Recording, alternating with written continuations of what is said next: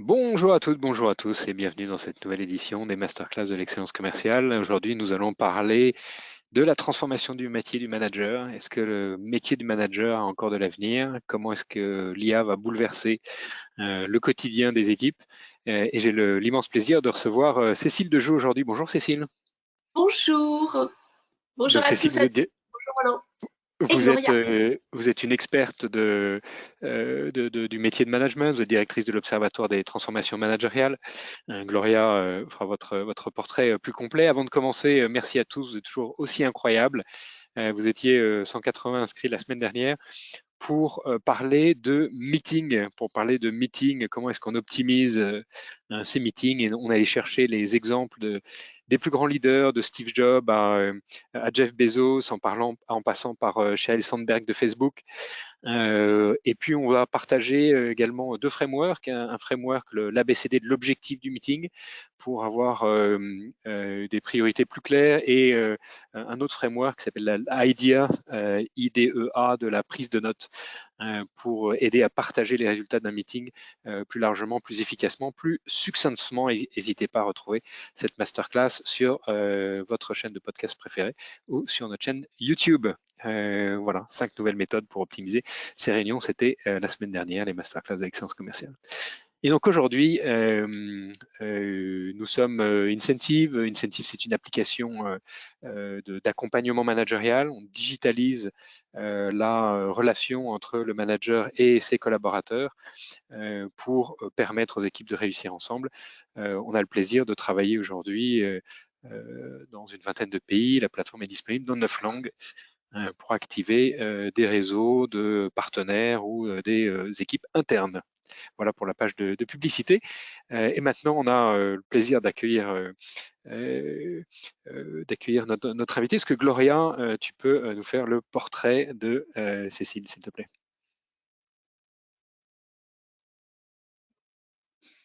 Avec plaisir. Cécile Dejoux, après l'obtention de votre doctorat en sciences de gestion à l'Université Côte d'Azur, vous continuez vos recherches à l'Université Panthéon-Assas avec une thèse sur le thème de la gestion des compétences à la gestion de talent, rupture ou continuité. Vous devenez ensuite professeur au Conservatoire national des arts et métiers, professeur affilié à l'ESCP, et vous avez cofondé l'Observatoire de transformation managériale Learning Lab. Avec vos équipes, vous cherchez à apporter des réponses aux transformations numériques des métiers, des compétences et des pratiques managériales.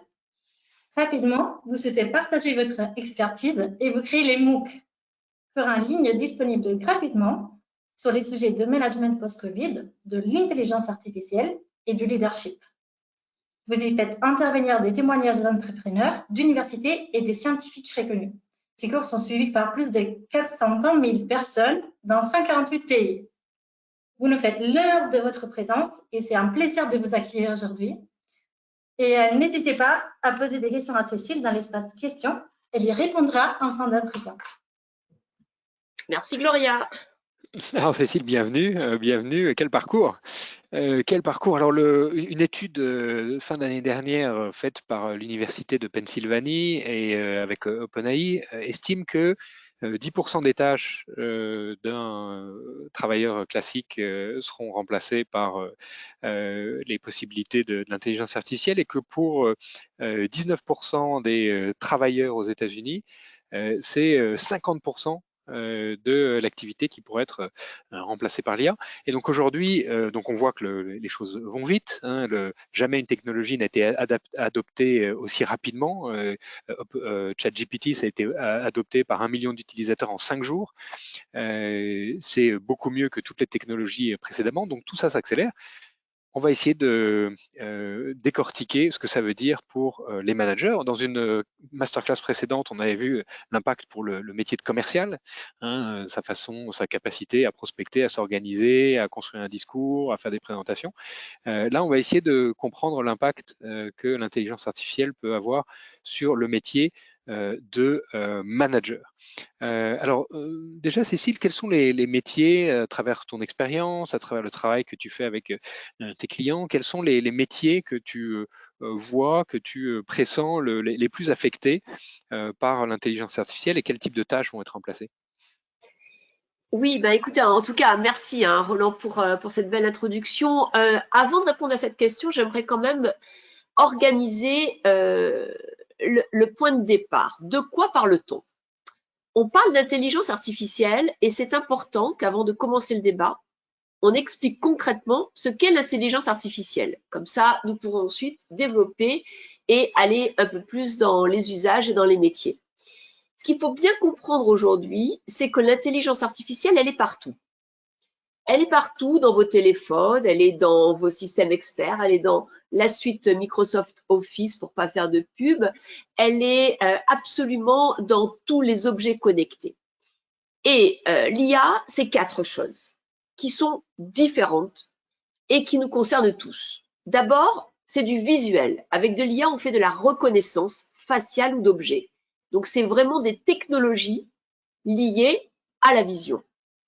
C'est par exemple quand vous allez dans un magasin 100% numérique où il n'y a plus bien de caissière, il n'y a plus de chef de rayon, vous rentrez, vous consommez, vous ressortez, votre carte bleue a été débitée, c'est de l'IA. Deuxièmement, c'est de la voix.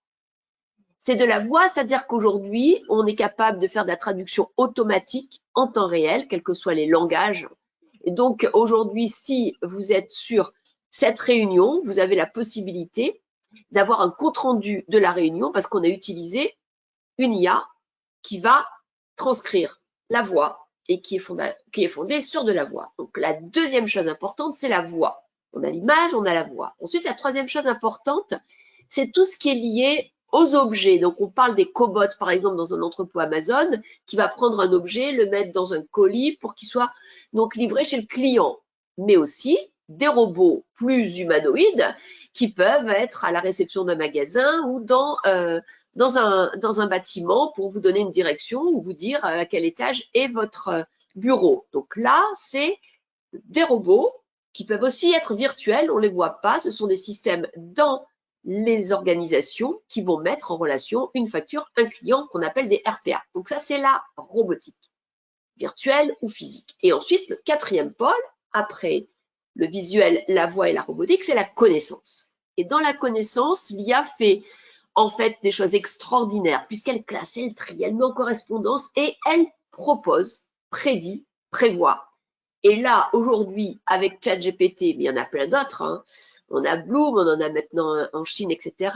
Tout ce qu'on appelle les IA génératives casse et disrupte encore plus les métiers que ce qu'on a pu voir depuis 4 à 5 ans avec l'IA. Et là, on est sur de la gestion de la connaissance. C'est-à-dire qu'au lieu simplement de vous donner une connaissance linéaire comme un moteur de recherche qui va vous donner des sites, on vous donne une connaissance construite basée sur ce qu'on appelle des frames et des questions, des prompts. Et on va donc créer, et là, vraiment, l'IA va vous créer une connaissance grâce à un chatbot qui est tellement structuré que vous allez avoir l'impression que c'est quelqu'un qui va converser avec vous. Et ça, c'est vraiment nouveau. Donc, il faut bien comprendre que l'IA, c'est plein de choses différentes. L'image, le son, les robots physiques et virtuels et la connaissance. Et là, on est vers une étape encore plus importante de la connaissance avec les IA génératives. Et quand on les combine, ces briques ensemble, ça donne la voiture autonome, ça donne la ville du futur, ça donne l'agriculture de demain. Et donc là, on devient vraiment optimisé avec des usages qui transforment, bien entendu, l'ensemble des pratiques, des métiers et puis surtout des modèles économiques. Donc maintenant, pour répondre à votre question, suivant les briques qu'on va choisir et suivant donc les métiers, on va choisir 1, 2, 3 briques. Et donc, ça va bien sûr complètement bouleverser les métiers. Et ça va les bouleverser dans 3 directions. Il y a des systèmes d'IA qui vont totalement remplacer des tâches précises. Ça a commencé il y a 5 ans avec de l'IA classique sur je fais un site internet, je te fais une base de données, je te donne les meilleurs clients, je te donne les créneaux les plus intéressants en fonction des équipes pour pouvoir créer une réunion de groupe, etc. Et ce sont des tâches qui, quelque part, vont être faites de façon répétitive grâce à un apprentissage et vont être extrêmement intéressantes à confier à l'IA. Mais il y en a de plus en plus. Deuxième chose, c'est quand l'IA va être intéressante pour nous donner des indications. Donc là, on est assisté, on va travailler avec elle. Et là, il y a un boom en ce moment dans tout ce qui est gestion de projet, dans tout ce qui est créativité. C'est assez fantastique parce que l'IA nous permet vraiment d'avoir d'autres idées, d'avoir d'autres systèmes d'optimisation, d'avoir d'autres façons de créer un livre, une proposition client, etc. grâce aux IA génératives. Donc, remplacer, assister. Et le troisième pôle, c'est augmenter. Alors ça, c'est le plus intéressant. C'est tout ce qu'on ne pourrait pas faire pardon, sans l'IA. Et là, eh bien, il y a des milliers de choses qui arrivent. Alors, on n'est pas au bout de toute l'innovation et de la créativité.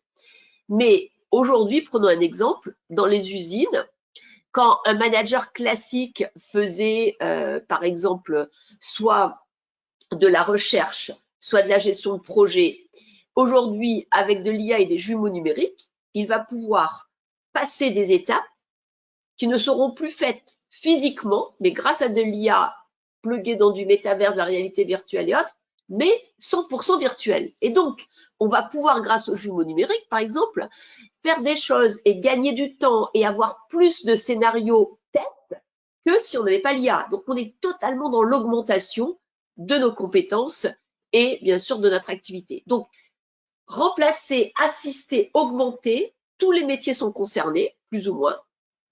On a le volet remplacer qui augmente en nombre de tâches. On a le volet assisté qui devient de plus en plus complexe parce que si vous ne savez pas poser une question intelligente à ChatGPT, vous avez 50% de fake. OK? Et en même temps, si vous conversez trop avec lui, vous allez donner trop d'informations confidentielles qui vont aller on ne sait pas où, donc c'est hyper dangereux. Donc, c'est des ouvertures et des portes avec des problèmes de cybersécurité. Donc, vous gagnez d'un côté, vous perdez dans l'autre. Donc, voilà, quand même un vrai sujet. Et troisièmement, on a de plus en plus de possibilités d'être augmenté, de faire des nouvelles choses avec ces IA.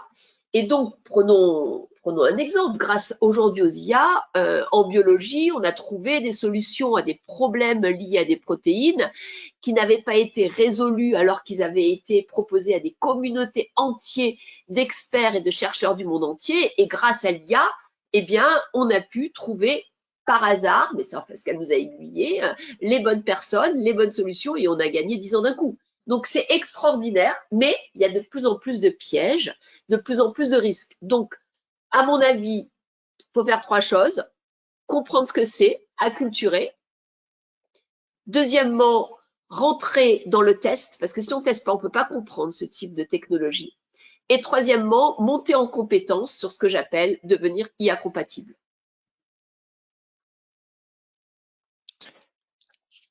Alors, un des grands sujets que tu viens d'aborder, c'est la fiabilité de l'IA. Donc, dans ces rôles d'automatisation, finalement, ça va impacter le métier de manager au sens où il aura moins de tâches répétitives à faire ou à faire lui-même. Donc, focalisons-nous sur les deux, sur les deux objets suivants, l'augmentation, l'assistance et l'augmentation. Dans quelle mesure est-ce que l'IA est fiable? On voit beaucoup d'anecdotes autour de ChatGPT, d'exposés extrêmement clairs, extrêmement structurés et complètement faux, générés par l'IA générative. Comment est-ce qu'un manager peut se protéger contre ou renforcer la fiabilité de l'usage de l'IA générative? Alors, il faut bien comprendre qu'en fait, il y a deux notions sur lesquelles le manager doit avoir des convictions. La première notion, c'est la confiance, et la deuxième notion, c'est la responsabilité. Alors, la confiance, qu'est-ce que ça veut dire? Ça veut dire qu'en fait, c'est pas lui qui doit définir quel est le niveau de confiance à accorder aux IA qu'il va utiliser dans son travail. C'est à l'organisation à définir un cadre. Donc, première action, moi je conseille les entreprises à avoir une vraie charte, comme on a des chartes pour les productions d'IA, et d'avoir une charte sur les IA génératives, qui sont en fait extrêmement puissantes. Et dans ces chartes, il y a trois notions. Premièrement, est-ce qu'on accepte d'avoir des propositions alors qu'on ne sait pas d'où viennent les informations et qu'elles ne sont pas sourcées? Oui ou non? Donc, c'est un peu comme dans l'IA, ce qu'on dit dans la boîte noire. Est-ce qu'on peut utiliser des systèmes d'IA sans que l'IA soit explicable? C'est un peu pareil pour l'IA générative, mais là, on n'est pas dans l'explicabilité, on est dans les sources. Parce qu'il faut bien comprendre que dans une IA générative, un chat GPT, il va utiliser autant de sources de Madame Michu qui va lui dire 25 plus 25, ça fait 60, que des sources scientifiques qu'il aura pris dans des bibliothèques scientifiques. Pour lui, ça a la même valeur. Tant qu'il n'y a pas de hiérarchie sur les sources, il va avoir la même valeur. Donc à la fin, quand vous allez lui dire combien ça fait 25 plus 25, bah, au départ, il va vous dire 50, vous allez lui dire non, ça fait 60. Ah, merci, je vais apprendre. Et ensuite, il dira que ça fait 60. Donc, il faut faire très attention. Premièrement, qu'est-ce qu'on attend quand on est une entreprise? Est-ce qu'on peut utiliser un chat GPT avec des sources non vérifiées? De même qu'on utilise une IA sans savoir d'où vient son système d'explicabilité. Donc ça, c'est le premier point. Dans la charte, à mon avis, il y a un deuxième point. C'est il faut dire à chaque fois qu'on utilise une IA générative ou qu'on utilise de l'IA. C'est-à-dire qu'il y a de la transparence. Moi, ça ne me pose aucun problème d'utiliser des IA génératives ou ChatGPT, mais il faut que je sache. En interne, il ne faut pas que j'ai l'impression que le compte-rendu, le mémo ou autre, il soit fait par mon collègue Robert, parce que je sais que mon collègue Robert, il va vérifier, il va trianguler, ou si c'est fait par mon copain ChatGPT. Il faut le savoir. Donc, le deuxième critère, après la source, c'est la transparence. Il faut qu'il y ait fait avec ou par ChatGPT. Et le troisième point, me semble-t-il, c'est qu'il faut évaluer la performance ensuite. Donc, dans la charte, il y a, à mon avis, ces 3 points. Donc, évaluer la performance, c'est être capable de voir quels sont les coûts cachés de cette utilisation. Alors, les coûts cachés, on pourra en parler tout à l'heure. C'est que de toute façon, tous ces systèmes, ils utilisent de l'énergie. Et ils sont contre le développement durable. Donc, qu'est-ce qu'on fait? On investit dans le développement durable. Dans un côté, on est face à des normes ESG, on est Planet Care et on est socialement responsable. Et à côté, on va développer à fond des systèmes d'IA génératifs. Donc, voilà, bon, faut être clair, quoi. On investit où, comment, jusqu'à quel niveau, et donc, est-ce que c'est performant ou pas? Donc, ces 3 niveaux me semblent indispensables dans une charte. Voilà, déjà. 1, ça c'est la confiance. Donc, la confiance, ça passe par une charte et ça passe avec ces 3 niveaux. Donc, explicabilité, source, transparence et coût, performance par rapport à sa stratégie de développement durable. Deuxième concept, c'est la responsabilité. Une fois que je suis dans le cadre de mon entreprise, que je suis au courant de la charte, que je sais quels sont les principes avec lesquels on me demande de travailler, je suis en responsabilité.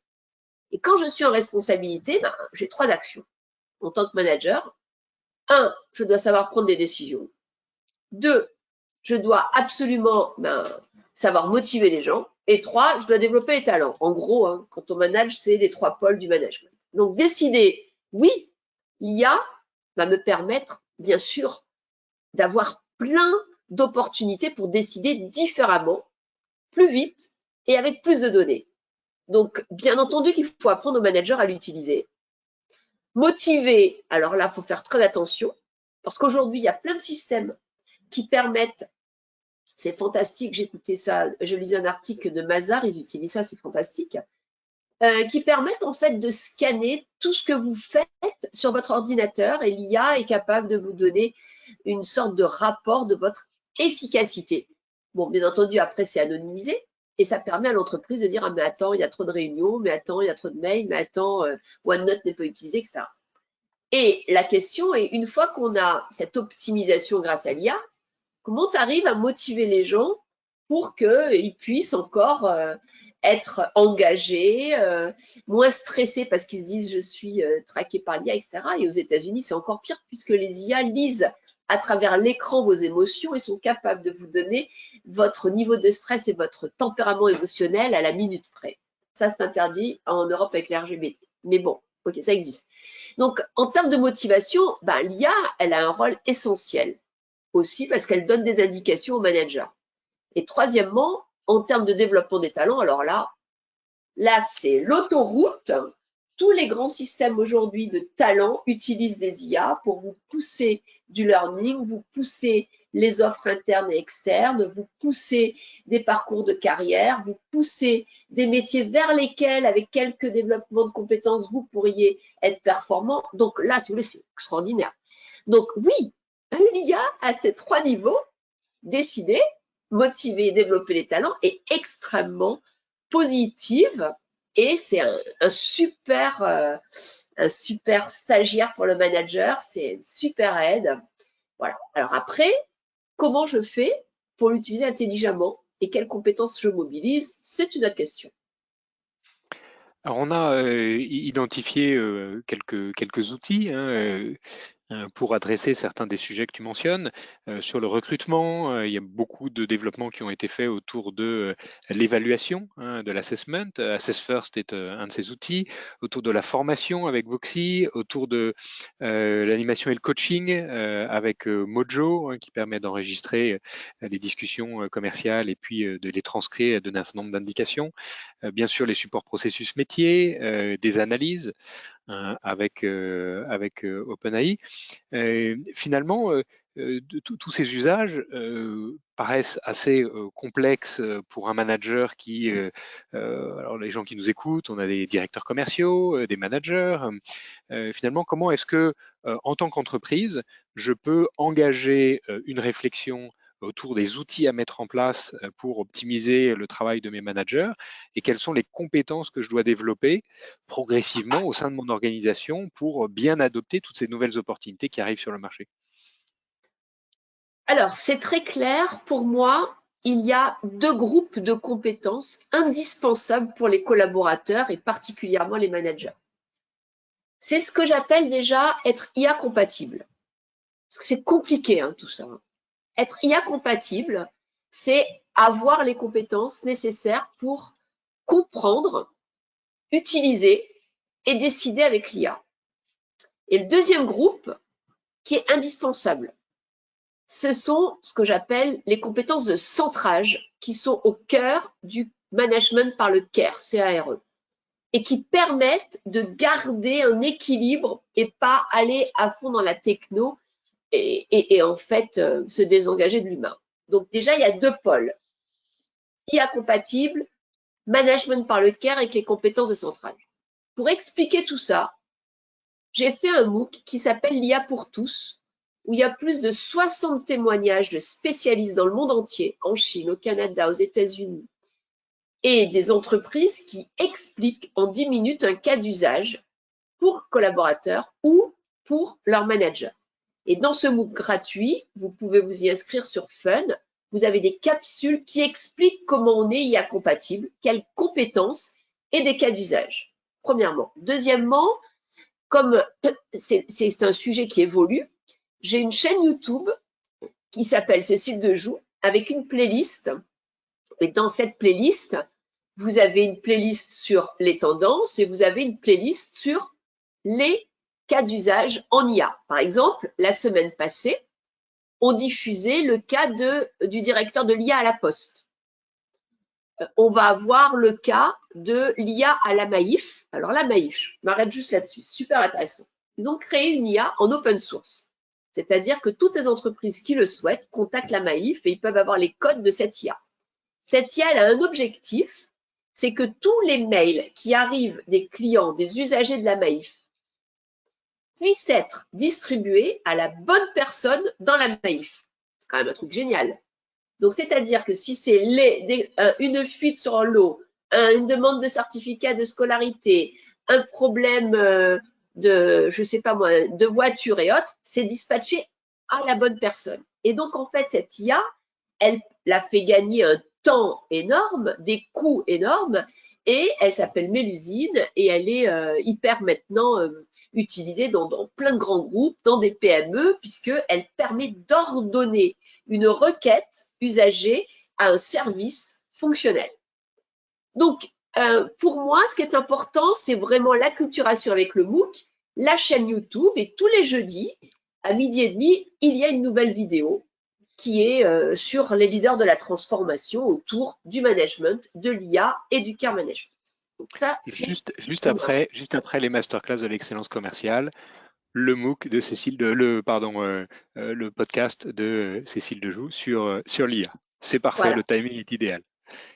Exactement. Donc, le mieux, c'est de s'inscrire, de vous abonner à mon LinkedIn ou de s'inscrire à la newsletter. Il y en a une fois par mois qui est sur céciledejoux.com.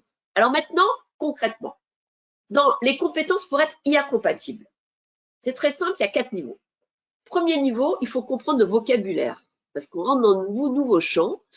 Moi, j'ai pas fait des études poussées en mathématiques et dès que j'ai commencé à rentrer il y a 10 ans dans le champ de l'IA, c'est quand même un monde. Donc, il faut comprendre le vocabulaire, comprendre l'univers et comprendre qu'en fait, dans ce monde, ce qu'on croyait vrai, le vrai faux, n'existe pas. On est dans un monde de la probabilité. Donc, on est dans le monde de Madame Météo. On va vous dire que demain il pleut, mais c'est vrai à 80%. Peut-être qu'il fera beau, en fait. Donc, ça, c'est quand même complètement différent dans l'approche. Donc, le vocabulaire, l'univers. Ensuite, il va falloir, c'est très important, comprendre tous les biais. Il y a plein de biais qui sont pleins de pièges liés à l'IA en fonction des 4 technologies que je vous explique au départ. Et il ne faut pas rentrer dedans. Parce que si vous tombez dans le biais, c'est mort. OK? Et puis ensuite, il y a comment vous allez apprendre, vous, des IA. Très important. Comment vous allez converser avec un chatbot et comment, en fait, vous allez la contrôler. Est-ce qu'à un moment donné, vous êtes capable d'arrêter le système quand vous voyez que ça dérive? Parce qu'un des gros problèmes, c'est qu'en fait, il ne faut pas se faire manipuler et il faut toujours développer son esprit critique quand on est dans ce monde de la probabilité. Parce qu'on peut très bien se laisser embarquer vers des finalités qui ne sont pas les vôtres. Je vous donne un exemple. Il y a beaucoup d'IA dans le service de la finance et on leur donne des objectifs. Par exemple, optimisez-moi telle action, optimisez-moi tel taux, etc. L'IA, elle est simple, elle n'a qu'un objectif, elle n'a pas de conscience, donc elle va tout faire pour réussir son objectif. Mais quitte à créer une crise financière, elle s'en fout. Hein. Donc c'est là où l'humain est vraiment indispensable, puisque lui, vous le savez tous, dans la décision, parfois il y a des décisions qui sont plus politiques que rationnelles, et pourtant il faut prendre l'aspect politique. Donc l'humain, il est là pour accompagner la bonne direction et pour dire bon ben là ça va trop loin ou là c'est pas le bon timing et donc on limite la machine. Donc tout ça, c'est ça être IA compatible, c'est le vocabulaire, c'est l'univers, c'est à comprendre les biais, c'est comprendre comment on débranche, être capable d'accompagner quelque chose qui peut aller plus vite que notre pensée. Et ensuite, c'est très important de tester et de voir avec ses équipes qu'est-ce qu'on décide de laisser à l'IA faire avec elle ou faire grâce à elle pour lâcher prise. Mais pour lâcher prise, il faut que à côté, il y ait une contrepartie. Et cette contrepartie, il faut la construire. Et c'est là où il y a tout l'aspect innovation lié à l'IA, comment on fait évoluer les référentiels, comment on fait évoluer les métiers, comment on fait évoluer les usages. Et c'est très important d'en parler en amont pour pas qu'il y ait des pots de banane, parce que la pire des choses qu'on voit dans les entreprises, c'est quand il n'y a pas d'acculturation à l'IA, pas de problème. Hein. Les gens, ils se font avoir une fois, puis la deuxième fois, ils mettent une peau de banane, et puis la troisième fois, l'IA ne marche plus. Donc, en fait, pour ne pas arriver à des situations contre-productives qui coûtent de l'argent, il vaut mieux discuter, co-construire et arriver à une solution optimisée.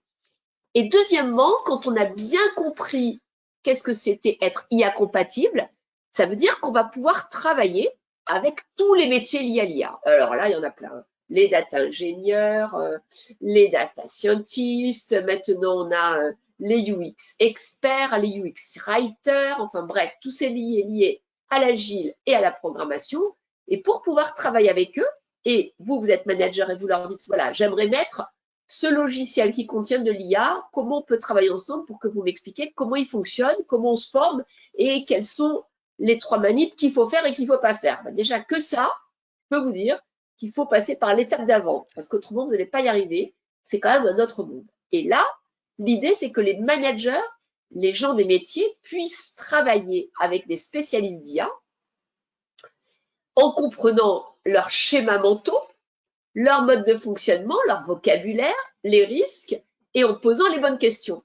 Et c'est pour ça qu'il faut être acculturé à être IA compatible. Et ensuite, quand vous êtes des managers et que vous êtes avec des équipes humaines pour l'instant, même si bientôt ça sera peut-être plus le cas, et qu'on sera tous dans le métaverse avec nos avatars et avec nos doubles. Mais pour l'instant, vous êtes beaucoup quand même avec des humains. Il va falloir développer un équilibre avec ces fameuses compétences de centrage. Et là, ça veut dire quoi? Ça veut dire reprendre le pouvoir sur le temps, reprendre le pouvoir sur les priorités, être capable de focaliser son attention, être capable de développer sa mémoire, être capable de savoir où est son énergie. Parce que tout ça, c'est ce que nous vole l'IA.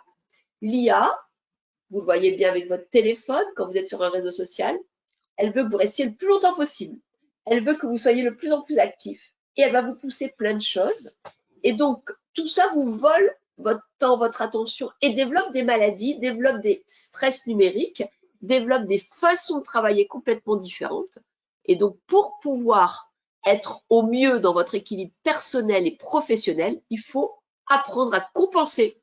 Donc, il faut compenser intelligemment, ne pas se bloquer et être capable de piloter les deux manettes. Le numérique, l'innovation technologique, les compétences humaines liées aux compétences de centrage et à ce que j'appelle le care management. Ça veut dire quoi? Ça veut dire qu'il faut s'occuper de soi, le self-care, de son équipe différemment, c'est le team care, et avoir un impact sur la planète, le planet care, parce que sans ça, demain, nos organisations, elles ne pourront plus fonctionner. Le self-care, le team care, le planet care, quelle merveilleuse conclusion pour cet entretien. Cécile, on n'a surtout pas envie d'avoir un jumeau numérique. Heureusement que tu étais là avec nous, bien humaine et pleine de passion. Je retiens bien sûr ces notions de confiance et de responsabilité. Merci d'avoir partagé la structure qu'une charte d'usage de l'IA peut avoir dans les entreprises. Si vous voulez aller plus loin, bien sûr, précipitez-vous à la FNAC pour acheter ce sera l'IA ou et moi, comprendre l'intelligence artificielle pour ne plus en avoir peur. Des workshops, on y trouve des workshops à mener avec vos équipes autour de découvrir l'IA, découvrir les usages, concevoir l'entreprise IA-driven, quelle posture managériale, repenser son métier avec l'IA, trouver des nouveaux équilibres. Un autre ouvrage, Métamorphose des managers à l'ère du numérique et de l'intelligence artificielle, que tu as écrit avec Emmanuel Léon. Et puis, tu le mentionnais, ton blog, céciledejoux.com, le MOOC sur l'intelligence artificielle pour tous, disponible gratuitement, plus de 300 000 utilisateurs dans 140 pays. Donc, précipitez-vous, c'est vraiment passionnant, c'est simple, c'est facile à appréhender pour monter en puissance, monter en compétence sur l'impact de l'intelligence artificielle dans notre quotidien. Et puis, quelques autres ouvrages, Artificial Intelligence for Managers de Malaya Upadhyay, qui est paru au début de l'année dernière. Et puis, Working with AI, Real Story of Human-Machine Collaboration de Thomas Davenport. Voilà, merci à tous de votre présence. Si vous devez nous quitter, n'hésitez pas, on vous donne rendez-vous la semaine prochaine à 11h30, jeudi, autour de l'excellence décisionnelle avec Olivier Zara, le cofondateur de 360 Software. Et si vous avez des questions, n'hésitez pas à les poser directement dans l'interface de GoToWebinar. Ce n'est pas ChatGPT 3 ou 4 qui vous répondra, c'est Cécile Dejoux en direct live. Alors une dernière question, Cécile, avant qu'on passe aux questions-réponses. On a une habitude, c'est de poser la question, est-ce qu'il y a une citation qui t'inspire particulièrement, Cécile, dans ta vie quotidienne, dans ta vie professionnelle? Une citation, j'adore, oui, la citation de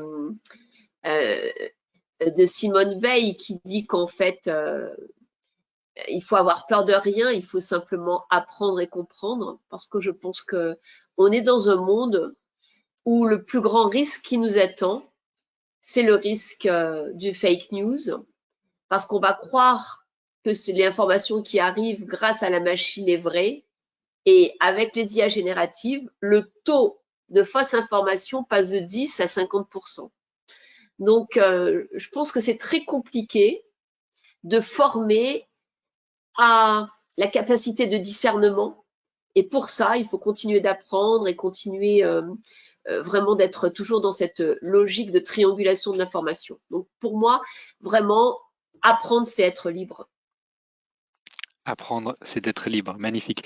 Et c'est vrai qu'on a vu fleurir sur les réseaux sociaux ces images générées par l'IA générative d'arrestations supposées de Donald Trump avec les remous, la police, etc. Et même un média allemand, hein, un média de premier ordre, un tabloïd allemand, qui a repris à son compte une de ces photos en disant voici comment pourrait se passer l'arrestation de Donald Trump. Mais si on regarde juste rapidement la photo, on a l'impression que Donald Trump est en train d'être arrêté, alors qu'il n'a pas du tout été arrêté par la police. Donc des vrais dangers, et on fait référence là à ce que tu nous disais tout à l'heure, bien expliciter l'usage de l'IA à chaque fois que l'IA est intégrée dans une démarche, que ce soit une démarche commerciale ou une démarche interne. Gloria, est-ce que nous avons des questions de notre auditoire?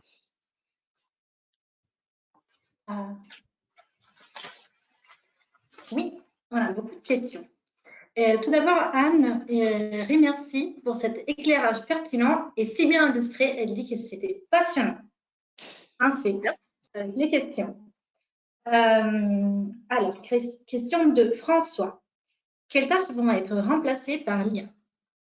J'ai pas compris, Gloria, quelles tâches vont être remplacées par l'IA? Alors François, vous le voyez déjà, quand vous arrivez à la poste, il n'y a plus personne, hein, on n'est que face à des guichets. Quand vous arrivez dans un supermarché 100% numérisé, il n'y a plus personne. Donc toutes les tâches qui sont en fait liées à du classement, du tri, de l'organisation, ce sont des tâches à risque. Mais ce sont des tâches qui concernent aussi bien ce qu'on appelle l'école bleue que l'école blanc. Et toutes les tâches liées à la créativité peuvent aussi être remplacées par l'IA. On le voit aujourd'hui, il y a des IA qui peignent, qui font des tableaux, qui font des blogs, qui font des propositions même de contenu de cours, etc. Donc, moi, je pense qu'en fait, à terme, plus de 60 à 70% des choses pourront être faites par des IA. Mais ce n'est pas la question. La question, c'est comment l'humain peut faire des choses que l'IA ne peut pas et ne saura jamais faire. L'humain, il peut casser la routine. L'humain, il peut mettre des choses, par exemple, dans une œuvre, casser complètement le style. Voilà, vous faites une magnifique œuvre, vous mettez un splash d'une peinture, c'est une autre œuvre, et ça, c'est qu'un humain qui peut avoir cette idée. C'est pas une IA. Donc, je pense qu'en fait, il faut apprendre à casser les codes et apprendre à chaque fois que vous avez de la valeur ajoutée à la faire savoir. Voilà. On est dans un monde où il va falloir développer plein d'expertises, non plus une seule mais plein. En même temps, être au courant de plein de choses et en même temps, savoir casser les codes pour se différencier et vendre cette différence. Donc, je pense qu'en fait, plus vous serez capable d'utiliser l'IA et plus vous serez capable de vous en différencier. C'est ça le secret. C'est surtout pas de la refuser. C'est comme en art martial, mieux vous connaissez votre ennemi et plus vous saurez créer une stratégie qui n'est pas celle qu'il va utiliser. C'est pareil. Il faut la combattre avec intelligence, mais pas avec ignorance. Question de Monia. Est-ce que l'IA ne reproduit pas la discrimination qu'elle observe dans l'environnement de travail? Alors, c'est une très bonne question. Bien entendu, vous savez, les IA, en tout cas en machine learning, se fondent sur des datas. Ces datas, ce sont des données avec des biais. Très souvent, ce sont des données qui ont été créées dans des environnements fermés, donc soit avec le même public, le même type de personnes, soit dans les mêmes pays. Ce qu'il faut bien comprendre, c'est que les IA élevées, nourries avec des données 100% chinoises et des IA nourries avec des données 100% américaines, idéologiquement, c'est pas la même chose. Et donc, elles vont pas avoir les mêmes réponses. Donc, dans les biais, il y a deux choses. Il y a les biais liés aux données et puis il y a les biais créés par l'IA. Je vous donne un seul exemple. Aujourd'hui, TikTok, qui est le premier réseau social mondial créé par des Chinois, utilise de l'IA, 100% de l'IA. En Chine, l'IA n'est que focalisée sur des données de connaissances. Et les enfants qui utilisent, les petits Chinois qui utilisent TikTok, ils apprennent comment se comportent les atomes, les génomes, l'histoire, etc. Les petits enfants américains, quand ils utilisent TikTok, eh ben, c'est des vidéos un peu moins intellectuelles, voire carrément débiles. Il y a une étude à Harvard où ils sont allés voir les enfants. Et ils ont demandé aux petits Chinois, qu'est-ce que tu veux faire plus tard? Et les petits Chinois, ils ont répondu astronaute. Et les petits Américains, ils ont répondu influenceur. Donc vous voyez, en créant ces biais, l'IA façonne notre façon de penser. Et c'est très grave parce qu'en fait, plus vous mettez ces IA dans les mains des enfants et plus vous laissez en fait des IA façonner la façon de penser. C'est pour ça qu'il faut être IA compatible et avoir des compétences de centrage pour garder les compétences qui nous permettent d'être libres à penser. Je ne sais pas si j'ai répondu à votre question, Mouna, mais en tout cas, j'ai essayé. Oui, c'était très clair. Question de Laure. Le fonctionnement de l'IA est lié au traitement d'un grand nombre de données et informations que nous fournissons. Est-ce que nos données sont en sécurité? Ben alors là, tout dépend comment vous actionnez vos cookies, hein, sur quel type de site vous allez. De toute façon, dites-vous bien que vous n'êtes jamais en sécurité. Voilà. Déjà, ça, c'est le principe de base, parce que vous pouvez toujours faire l'objet de hackers, de cybercriminels, et il y en aura de plus en plus. Bon. Le darknet, c'est quand même un marché qui est plus important que la drogue et la prostitution rassemblées. Donc, vous imaginez. Hein. Bon, avec les IA, de toute façon, on n'est pas en sécurité, mais comme quand vous traversez la rue, il y a toujours un risque. Après, il faut avoir des bons réflexes. Et les bons réflexes, c'est à l'entreprise à vous les apprendre en fonction des systèmes qu'elle utilise. Quel type, en fait, de pare-feu il faut actionner? Quel type de message on peut mettre sur telle ou telle apps? Où sont hébergés les serveurs, etc., etc. Donc, je pense qu'en fait, ça dépend si vous êtes dans un environnement professionnel ou personnel et qu'il faut toujours avoir 2-3 réflexes personnels. Changer très souvent ses mots de passe. Être capable en même temps de pouvoir les retrouver, parce qu'un des gros problèmes, c'est qu'en fait, on en a tellement quand on les met tous dans un seul wallet et après, si le code est cassé, ben, en fait, on donne tout à tout le monde. Être capable, voilà, de savoir quelle action faire une fois que vous avez l'impression d'avoir perdu vos mots de place ou d'avoir un mail dans lequel il y a un virus, etc. Ou d'avoir une IA qui commence à vous poser des questions qui ne sont pas tout à fait normales. Donc, quelle action mener? Est-ce qu'il y a une hotline dans votre entreprise? Est-ce que vous avez quelqu'un qui va pouvoir répondre à vos réponses, etc. Et puis, le troisième point, c'est qu'il ne faut jamais avoir peur d'être naïf. Il vaut mieux trop se protéger que pas se protéger. Mais il ne faut pas non plus devenir complètement stressé, ne plus rien faire. Parce que de toute façon, dites-vous bien que c'est comme pour votre carte bleue. Vous pouvez très bien cacher tous les codes. Il suffit qu'il y ait un système informatique qui utilise votre code par hasard dans n'importe quel pays, vous serez débité. Donc, même si vous avez caché les codes, personne ne vous les a volés. Donc, c'est un peu pareil, quoi. Méfiant, mais pas non plus dans une logique hyper stressante.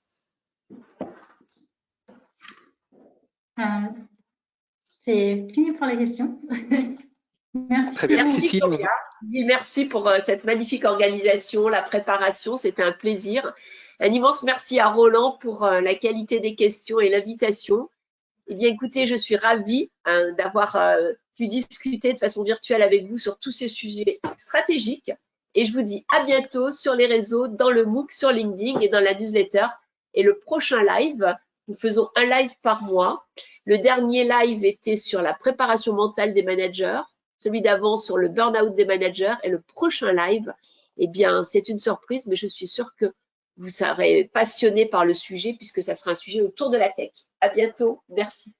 Merci Cécile, merci, à très bientôt. À tous, je vous donne rendez-vous la semaine prochaine à 11h30 pour la prochaine édition des Masterclass de l'excellence commerciale. Nous parlerons d'excellence décisionnelle. Bonne journée et merci de votre fidélité.